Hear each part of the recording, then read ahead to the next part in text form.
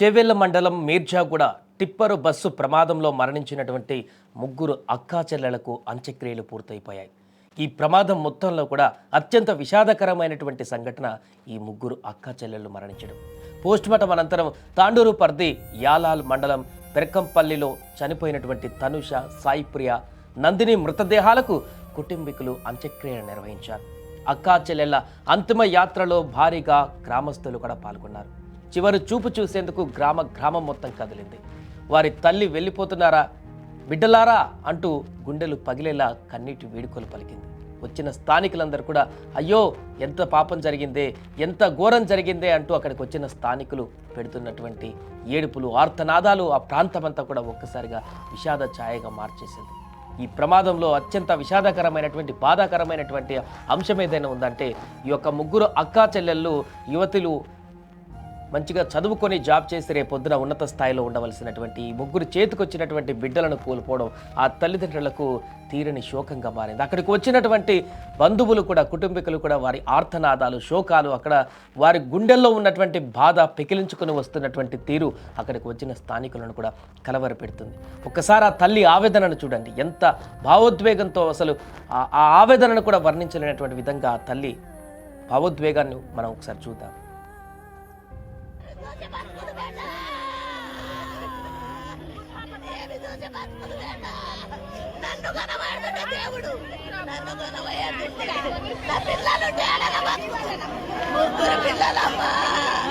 ముగ్గురు పిల్లలమ్మా ఏడో దొరుకుతారమ్మా.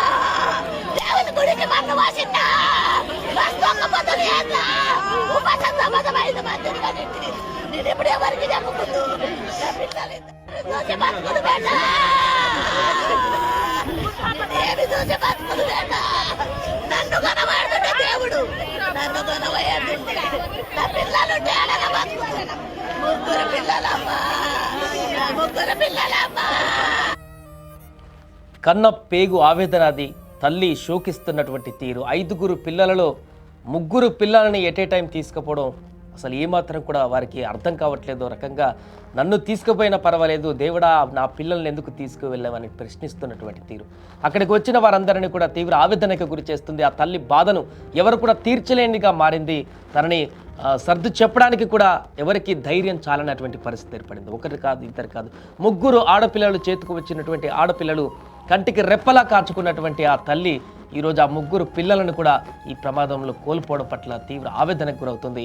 ఇంకా ఆ దేవుడి పైన కోపాన్ని రగులుస్తుంది. నన్ను తీసుకువెళ్ళినా పర్వాలేదు, నా పిల్లలని ఇలా తీసుకువెళ్ళా, 3 పిల్లల్ని ఎట్ ఏ టైం కోల్పోవడం ఏంటనేటువంటి ఒక బాధను, ఆ తల్లి ఆవేదనను అక్కడ వెలుబుచ్చుతుంది. తల్లితో పాటు అక్కడ తండ్రి కూడా తీవ్ర శోకంతో బాధపడుతున్నాడు. నిన్నటి నుంచి కూడా, ఈ ప్రమాదం జరిగిన క్షణం నుంచి కూడా కాసేపు తనకు అర్థం కాలేదు ఆ తండ్రికి ఏం జరిగింది, ఏంటి 3 పిల్లలు చనిపోయారా అని ఆశ్చర్యానికి లోనై కాసేపు తను దాన్ని డైజెస్ట్ చేసుకోవడానికి చాలా సమయం పట్టింది ఆ తండ్రికి. ఆల్రెడీ చెప్పాడంట, ముందు రోజు వెళ్తుంటే అసలు ఇంటికి వస్తున్నామని చెప్పినప్పుడే తల్లి పిలుస్తున్నప్పుడే ఎందుకు చదువుకుంటున్నారు కదా అక్కడ ఉండని, మొన్న వచ్చి వెళ్ళిపోయారుగా, మళ్ళీ ఎందుకు ఇప్పుడే అని చెప్పేసి అన్నా కూడా తల్లి ప్రేమతోటి తను చూడాలి బిడ్డల్ని, చాలా రోజులు అవుతుంది, మరలా ఒక పూట సండే కదా, ఒక పూట ఉండి ఇంట్లో అందరితో కలిసిమెలిసి ఉండిపోతారని చెప్పేసి తల్లి రమ్మనాలని చెప్పేసి కోరుకుంటే అక్కడ వచ్చారు. ఆ తర్వాత సండే నైటే వెళ్ళిపోతా ఉన్నారంట. తల్లి ఇంకొక పూట ఉండండి బిడ్డ, మళ్ళీ రారు కదా, మీరు హైదరాబాద్ సిటీలో ఉంటారు, ఒక పూట ఉండండి అని ఆ తల్లి తన పిల్లలతో గడపాలి, కాసేపు ఆనందంతో ఉండాలని చెప్పేసి అనుకున్నటువంటి ఆ యొక్క తీరు నెక్స్ట్ డే బస్సులో వెళ్ళడానికి కారణమైంది. ఉదయాన్నే 5 గంటల బస్కి మీకు అక్కడి నుంచి తాండూరు నుంచి వెళ్తే కాలేజీలకు అందొచ్చు, 9 లోపు ఎవరు పనిలో వాళ్ళు ఉండొచ్చు అని చెప్పేసి అనుకున్న బస్సులో ప్రయాణాన్ని కొనసాగించేందుకు వారు ప్లాన్ చేసుకున్నారు.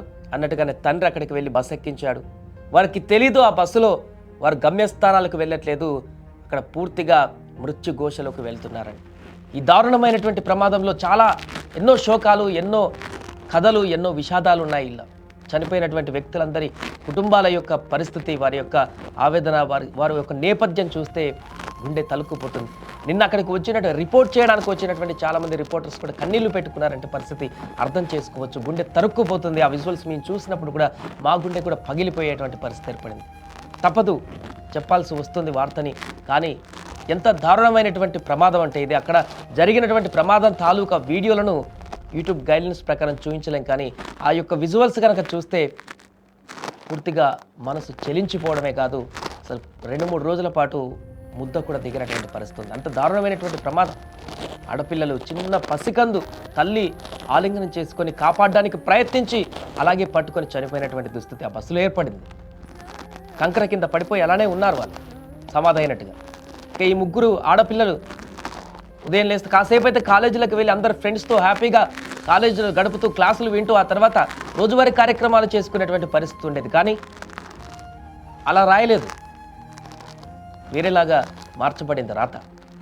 ఆ ప్రమాదంలో 3 పిల్లలు ఒకే కుటుంబానికి సంబంధించినటువంటి తోడబుట్టిన అక్క చెల్లెలు మరణించడం ఆ కుటుంబాన్నే కాదు, ఆ గ్రామాన్నే కాదు, ఇప్పుడు రాష్ట్రం మొత్తాన్ని కూడా తీవ్ర దిగ్భ్రాంతికి గురి చేసింది. చాలామంది తల్లుల యొక్క ఆవేదనను కూడా కారణమైంది. కన్నపేగు యొక్క బాధ తల్లులకే తెలుసు. 9 నెలలు మోసి కన్నినటువంటి ఆ తల్లికే తెలుసు ఆ యొక్క బిడ్డల యొక్క బరువు, బాధ. అందుకే ఈ 3 ఎట్ ఏ టైం, ఒక తల్లి కన్నపేగు నుంచి వచ్చిన 3 పిల్లలు ఒకేసారి చనిపోయారనేటువంటి వార్త తెలుగు రాష్ట్రాల్లో కాదు, యావత్ దేశంలో ఉన్నటువంటి తల్లులందరినీ కూడా శోకింపజేస్తుంది, వారి యొక్క ఆవేదనకు కారణమవుతుంది. ఈ యొక్క దారుణమైనటువంటి ప్రమాదం ఇలా చేసింది ఏంటి, ఒక తల్లిని ఇంత దారుణమైనటువంటి పరిస్థితికి తీసుకువెళ్ళింది ఏంటని కూడా ఆవేదన వ్యక్తం చేస్తున్నారు. ఏదేమైనా కూడా మొత్తానికి అంత్యక్రియలు కూడా పూర్తయిపోయి అక్కడ తీవ్రమైనటువంటి భావోద్వేగంతో, కన్నీటి పర్యాంతంతో తుది వీడుకోలు పరికారు అక్కడికి వచ్చిన వాళ్ళంతా కూడా.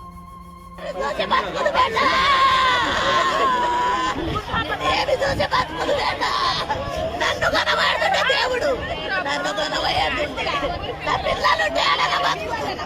3 పిల్లలమ్మా, 3 పిల్లలమ్మా, ఏడ దొరుకుతారమ్మా? దేవుని గుడికి మన్ను వాసిందా?